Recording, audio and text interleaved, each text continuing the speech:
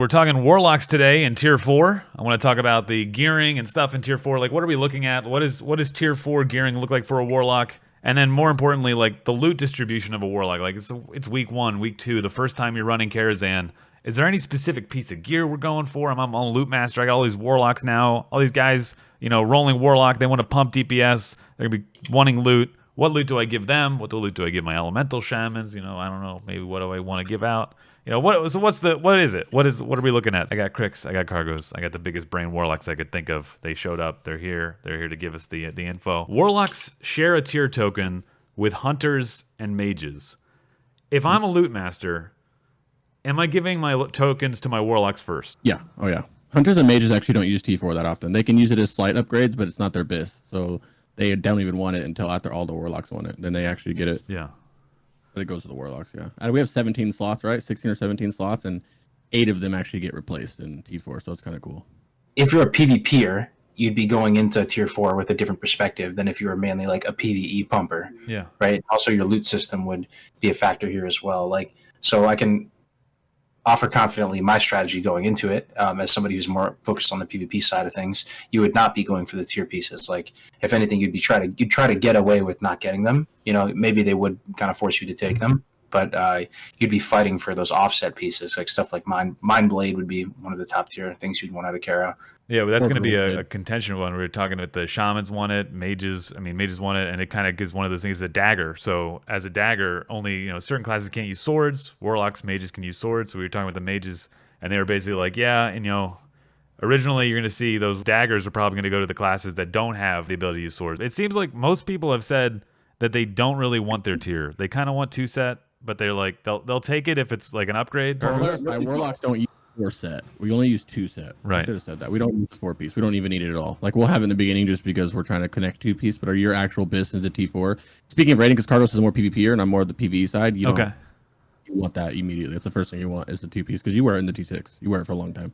You just want that damn weapon, man. That's like, so like if you getting those tier pieces means that you're going to be pushed off toward getting the Mind Blade. Like, you're fixated on weapon. There's not all that much that's good in Karazhan for a PvPer. Right. Yeah. There's a cloak off Prince, I believe. I think there's a ring, spectral band of innervation off of Ataman, but it's not great. You really just want that weapon, right? So. Okay, so Kargoz, you're coming at this from a PvP mindset, and Crix is coming at it from a PvE mindset. I just wanted to make sure I got that right. Okay. In the super early days of Arena, which could be as early as, like, if they release Arena 1 week after launch, right? At that stage, people are going to be forced into the arena. They're going to have to get their points, and they likely will not have a full BG set farmed up. So it'll make for some really interesting itemization choices. Maybe you do run 2-piece tier 4 into the arena, depending on what comp you're running. Just because, just out of circumstance, you wouldn't have had the slash blade to get all of your BG stuff. But you can't really, the 2 pieces is RNG, right? You don't know when you're getting that proc. So while the proc is fat, you can get that proc while you're not doing anything in an arena match. Which is why I would assume it's not as important, like he says. You can get that proc 2 times a match, but in those 2 times you're chasing somebody or you weren't able to put any damage out, so it's a waste of the 2 piece, right? Because the stats itself are garbage on them. They're like, the T4 stats are absolutely trash. It's just the 2 piece that you want. Crix, what am I looking at for offset pieces as a Warlock? What are the pieces of gear Warlock should have in their mind as priority over other casters? What should they be? In So the only priority you get over the casters is, I would say, now I'm looking at this in a different way because I'm going to be pushing kind of hard. So our guild's are prioritizing probably different than like a casual guild would, but T4 outside right away. And then you have the weapons to worry about, right? And you have 2 different, well, I'm not going to include the world boss weapon. So you have 2 weapons. That's the one off of Gruul's, which is the sword, and the one off Prince, like you said, which is a dagger. The dagger goes to Warlock, Mage, Ellie, everything, right? I would be proud to Warlock or Mage because the other classes are utility. If you're looking to grind, that's where I said it's going to be a little like, if you're sweaty and you're pushing, then you're not going to give it to an elemental shaman or even a mage at that point. You're going to give it to your Warlock. But at the same time, like you said, we can use swords. You guys can't, like they can't, right? At the same time, you like elemental shamans can use maces at the same time, so it kind of goes both ways. And then the weapon off of Gruul's is a sword that typically goes to a prop paladin first, and then it goes to your Warlocks. Or mages, whatever one you want to do. I wouldn't suggest giving it to utility classes over your Warlocks because your Warlocks are carrying the raid, while your utility classes are carrying the utility. Yeah. Like I'm not bringing a Shadow Priest or Ellie to pump. Like I like that you pump, and that's very good. And the more damage you do, the better. Especially as a Shadow Priest, the more damage you do, the better your the off healing does, right? Or the mana return. But like I still would rather get it for my pumpers first, which we will be. There is an absolutely delectable, juicy, delicious necklace out of Karazhan as well, and it's off trash. And it's, believe it or not, like, just I'm looking at the entirety of the Kara loot table right now. Like, it's probably the number 2 thing I want out of Karazhan, and that is Ritzine's Lost Pendant. 51 shadow spell damage on it, and the other stat budget is allocated towards stamina. So this will pump for you on PvE, it will pump for you in PvP, and it's a trash drop. So it's like, one thing I feel like we learned from Classic in general, this might apply to all classes, with maybe an exception or two, is like tier pieces, you get those last because you'll eventually get them, and they're like class restricted, and it's all about spending DKP or reserves on offsets and weapons and stuff, right? Mm-hmm. Yeah, That's a really juicy one. That neck, he said, is huge. I love that neck. We wear that for a while. You wear that until TK, actually, which is end of T5, last boss T5. And then also there's an offhand you can get in there with the hit offhand. There's 2 different cloaks in T4. There's a hit cloak off of Prince, and then there's a crit cloak, same spell power, off of Gruul or Hiking Mulgar. Ring off of Magtheridon. There's a lot of good loot in T4, which is nice because we end up getting this T4 and we wear a lot of this stuff going into T5 until the end of T5. That's really interesting. Talk to mages and shamans, and they've both been kind of like, T4's okay, but T5 is where we really actually get our gear we want. Exactly, which is backwards for Warlocks. It's T4 is so good for us, it's insane. And then T5, we don't care about the tier loot. It's cool if we get it, but it goes, mages get it first, and then hunters get T5, and then we get it because it's not that big of a deal for us. We want it for the meta slot, but it's not. If that crit meta is not out, then we literally don't want T5. So it goes completely backwards, which is nice. It's convenient because imagine having mages, warlocks, and hunters all needing the tier 4 and tier 5. Trinkets now. So it feels like everybody I talk to, at least casters wise, basically just want a silver icon of silver crescent and Scryer's blood gem as the 2. Like that's the 2 pieces you grab. There's other trinkets to grab, but they're all they're okay. I saw you had Quag's Eye on your list, Crix. Yeah, you don't need blood gem. I don't really know why warlocks typically go blood gem. The way that we have the 8 spell hit gems out, we have the 4 health spell hit, 5 spell damage gems out, and then we have the 6 spell damage 5 hit gems out. So there's Scryer's blood gem or Nils tier if you're going that way. It's only really useful to me. I don't ever struggle with hit and need to use it. Only time I have is on the servers that don't have these gems out. Like it doesn't have any hit gems out right away. That's when you got to suffice for the hit. And Quags is very, very good for warlocks. So if you don't need the hit, you're not going to use blood gem. You just keep a blood gem because of the occasion. Now this is if you're with the Ellie Shaman. If you don't have Ellie Shaman in the group, then you just switch Quags for blood gem, then you're fine. It just makes up for the hit that you don't get. It's 3% pretty much. Yeah. Other considerations would be what kind of gear you're coming out of Classic with, right? Because I think you would use like you could probably use a Rocket Tier out of BWL or the Phylactery Trinket, the Mark of the Champion or Mark of the Chosen, whatever it's called, right? Like if you are able to use those, those might shift things around for you, right, Crix? I'm not sure. Like, what is the ideal setup? It's probably the Phylactery Trinket and then Icon. Phylactery only with undead and demons. You're not fighting a lot of undead and demons in T4 at all. You're fighting 4 bosses with it. That's it. Nightbane, a couple other bosses, and Karazhan, and that's all you have for that trinket. So yeah, if it with use that with Icon, right? But if you have Nels early, then you want to use Nels if you need the hit. But you don't need the hit. If you don't need that hit from Nels is not good. So you use Icon. If you look at Quags is 37 spell power with the haste proc, right? Nels tier is 44 spell power and just hit. So if you don't need that hit, you're just wasting that whole haste proc. If you look at it that way, you're wasting 7 spell power and that whole haste proc. To get there might be some setups though, if the hit is really efficient on it, where you could shift some stuff around. Yeah, you can switch some gems around, but that's why it's so fat that they put in those Mechanar gems in, because there's 6 spell damage and 5 hit. So all your sacking is 3 spell damage if you use a rune living. So it's not worth actually using rune living. It's better to put a non hit ring or trinket in and then put those sockets in because they give you 2 more spell damage. And the split gems are just they're just better value. Right, yeah, secondary gems. Sometimes they are. They're really not. They're usually not. So you have like the 9 spell power gems, or you have the 8 spell hit gems instead, and then the secondary ones is 4 hit, 5 spell powers. It is the only reason you really, really want it is 1 hit, but it's to connect your metas, which we don't have. You're not going to be using a meta this early, so it's not that big of a deal. But the fact that these Mechanar gems are usually you can only have 1 on your whole body. On every private server, you can only have 1. But for some reason, Blizzard said, hey, you know what? You guys can have all of them if you want. So you actually are called Shining Fire Opals. And you got to farm Mechanar, and it drops off the last boss, and you hope it drops, and you can farm them until your eyes bleed if you want. I'm shocked that they did that, but I'm glad they did. Because it frees up that extra trinket, and it saves people, like, Exalted Scryer sucks. It's not an easy. That's probably the harder of the reps to get, because you can't just farm one dungeon like Shattered Halls or, Septic Halls to get your rep. You have to go get Sun Fairy Signets and Arcane Tomes, which you got to buy them from the auction house, or you got to farm Blood Elves up there in the TK area to get them and turn those in. So it's a lot more of a hassle than sitting there and seed spamming your way through Shattered Halls. So it frees you up from having to go even get another trinket, and then slowly work your way towards it. You know.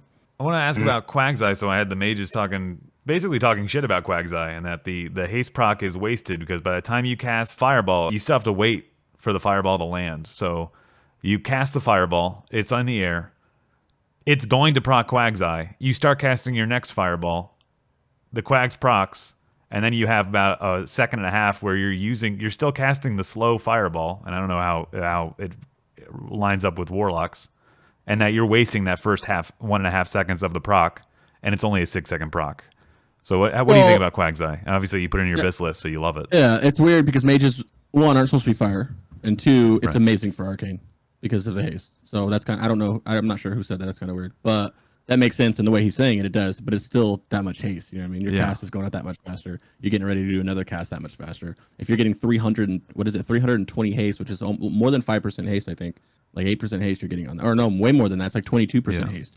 You're casting 22% faster on everything you're doing. You know, especially with arcane, because they're going arcane blast, arcane blast, and not having to cycle through the 3 frost bolts afterwards. So it's like huge.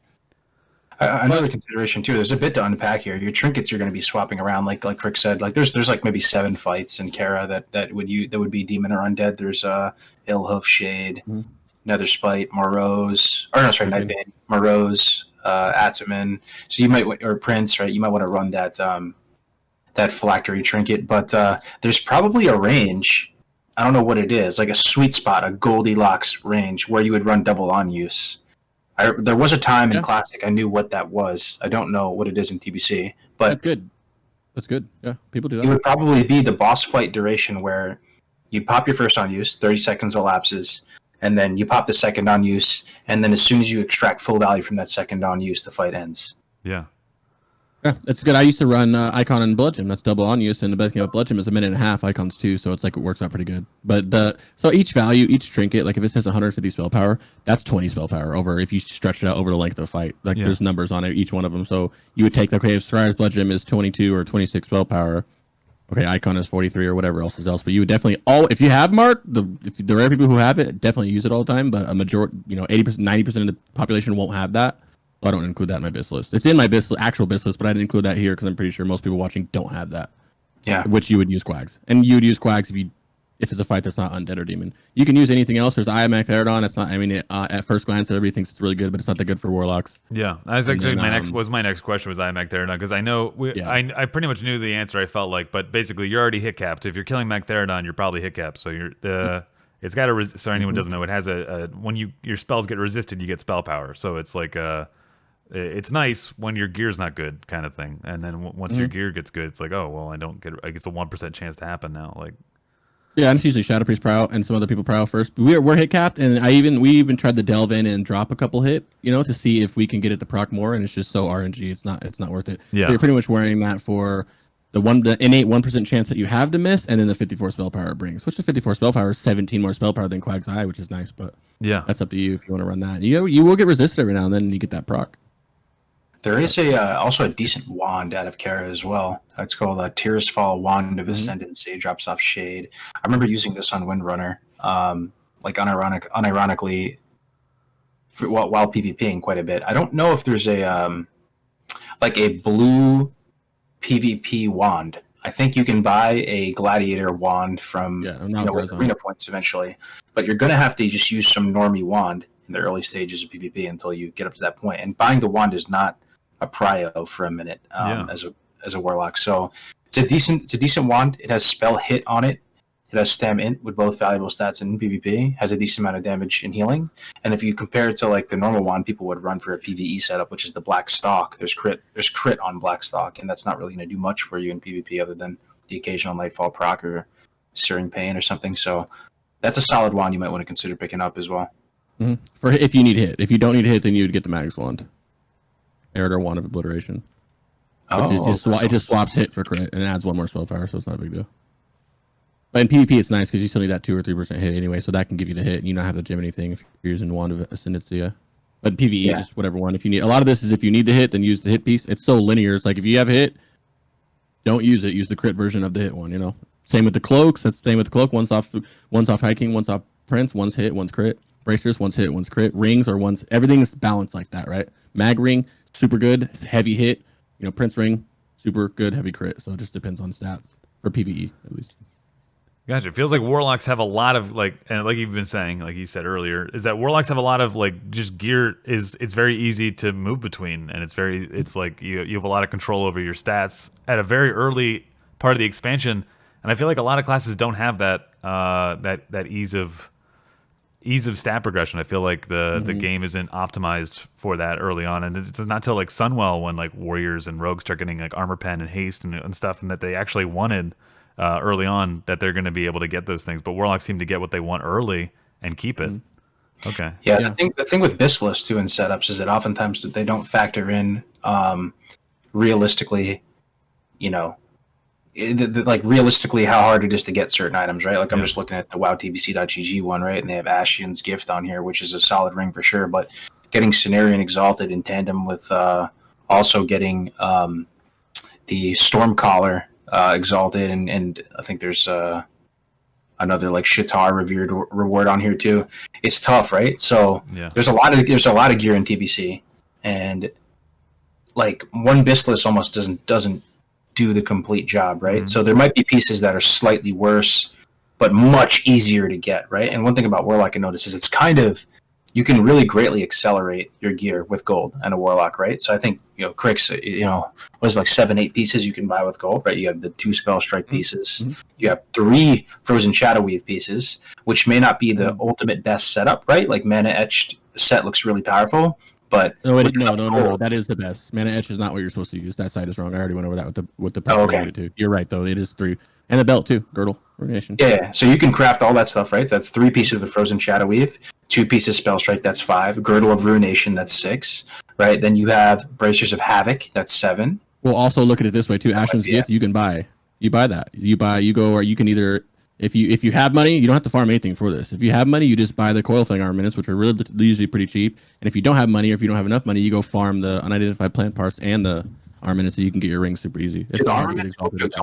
I didn't even know that, bro. Huge. Very easy to get. And also when you're doing PvE wise, when you're doing your rep grinds and everything to get ready for all your 2 minutes, you're spam running SV. Plus a lot of your pre-bis is slaying. By the time T5 comes, so this whole thing is a T4 bis. Like we're walking the T5, you already have exalted, and if you don't, you're just scrubbing.